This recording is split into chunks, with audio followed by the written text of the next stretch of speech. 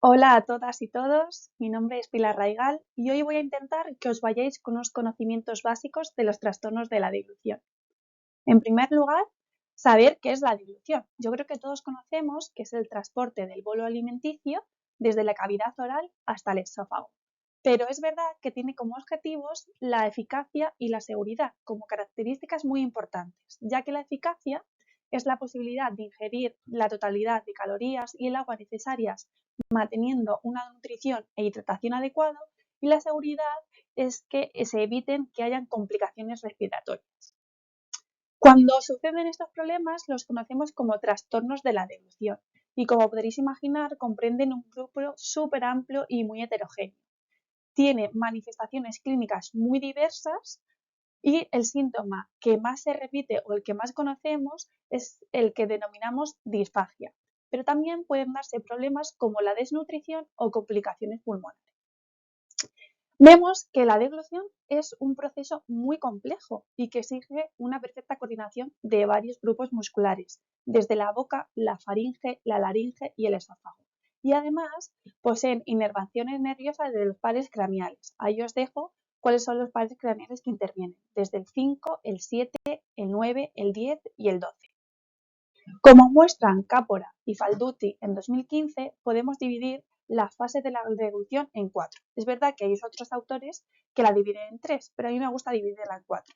Desde la fase oral preparatoria, que es una fase voluntaria y es la que realizamos el bolo alimenticio y en la que tenemos el primer sellado, la primera válvula o el sellado labial.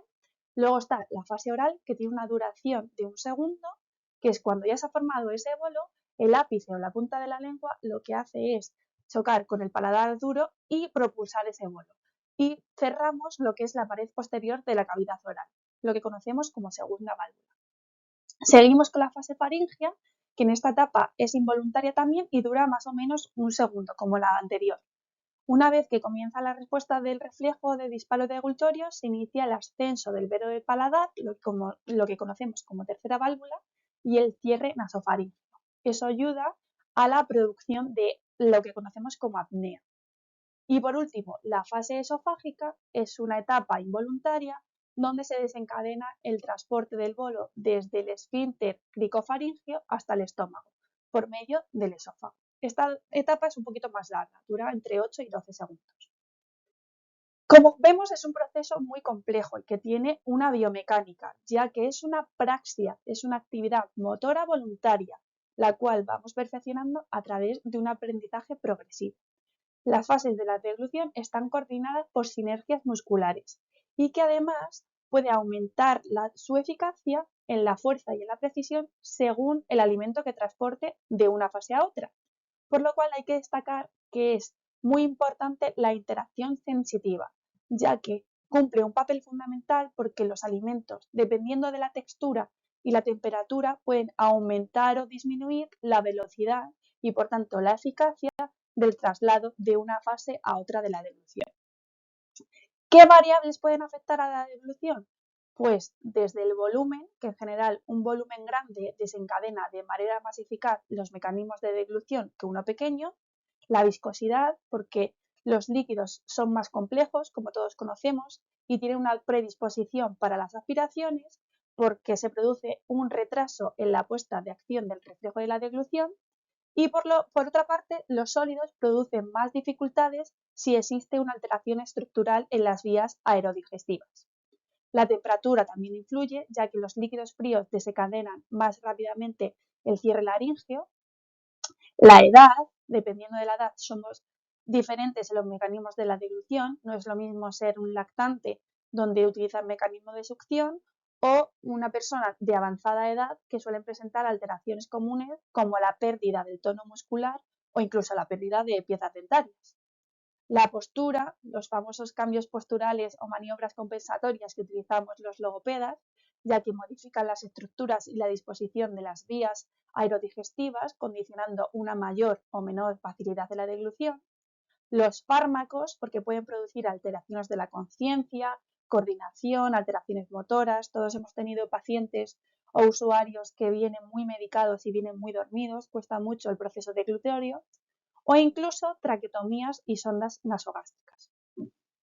¿Qué síntomas nos indican que hay trastornos de la deglución? Pues el síntoma más frecuente, como hemos dicho anteriormente, es la disfagia.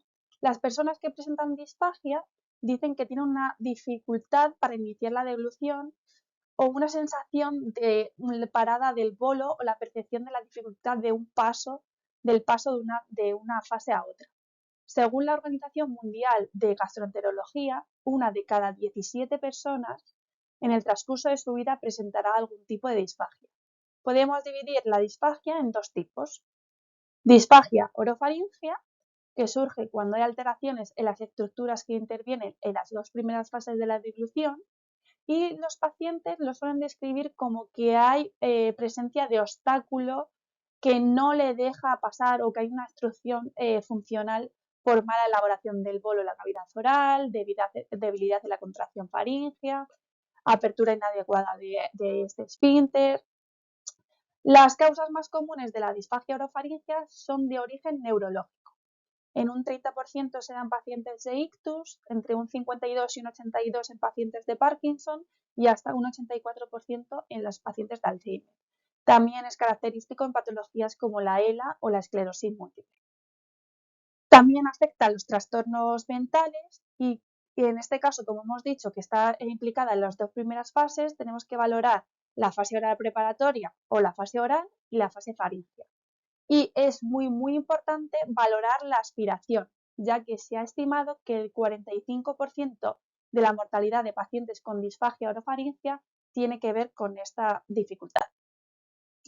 Hay otro tipo de disfagia, que es la disfagia esofágica, que su localización está por debajo del hueco supraesternal y permite establecer que el paciente padece una disfagia como consecuencia de alteración de la fase esofágica de la deglución, es decir, la última fase. Estos pacientes, al contrario que los pacientes anteriores, dicen que los alimentos se le pegan o que se le quedan atascados en la base de la garganta. Suele haber muchas causas, va desde hernias diafragmáticas hasta función inadecuada del anillo esofágico, cáncer y tumores en el esófago, radioterapia de trato de tumores. ¿Y qué tenemos que hacer para valorar este tipo de disfagia? Pues en este caso los logopedas somos los encargados de recabar toda la información sobre cuándo y cómo vienen estos trastornos de la deglución o estas dificultades para tragar. El test que más utilizamos, o por lo menos lo que más he visto entre mis colegas, es el método de exploración científica volumen-viscosidad, el MEC, lo que conocemos como el MEC. Se realiza con el paciente en sedestación y motorizado continuamente la saturación con un pulsiosímetro. Se administran bolos de 5, 10 y 20 mililitros con viscosidad de néctar, pudén y líquida, en este caso agua. Se considera que se comienza con la viscosidad néctar a un volumen bajo para ir aumentando. Cada vez que se va administrando esta viscosidad a volumen, se registra si se producen signos de alteraciones de la seguridad, como la tos, descenso en la saturación basal de oxígeno, o si hay dificultades en la eficacia, si hay un sello labial ineficiente, si hay residuos orales, si hay una deglución fraccionada. Y sobre todo es importante destacar que si hay algún síntoma que compromete la seguridad del paciente, se acaba ahí la prueba. Otro tipo de valoración o de evaluación que podemos hacer, en este caso lo hacen más los foniatras y los médicos rehabilitadores, es la videoendoscopia. Mediante un endoscopio fino y flexible podemos grabar y ver todo el proceso de la deglución mientras le damos diferentes alimentos. ¿Cuál va a ser la decisión del tratamiento? Pues la decisión del tratamiento la decidirá, valga la redundancia, el terapeuta, que debe ser el que garantice una adecuada nutrición del paciente y evite la aparición de complicaciones. El objetivo principal del tratamiento es restablecer el mecanismo normal de la deglución o, en su defecto, mejorarlo lo suficiente para que el paciente sea capaz de mantener un estado nutricional y de hidratación óptimo. Y aquí os he dejado un panel de las maniobras compensatorias que solemos utilizar y donde se suele o donde se indica que se pueden utilizar. Esto está basado en referencias bibliográficas que os las puedo pasar si necesitáis. Y para contactar conmigo, aquí os dejo mi email y mi LinkedIn. Todo lo que necesitéis me podéis escribir. Muchísimas gracias.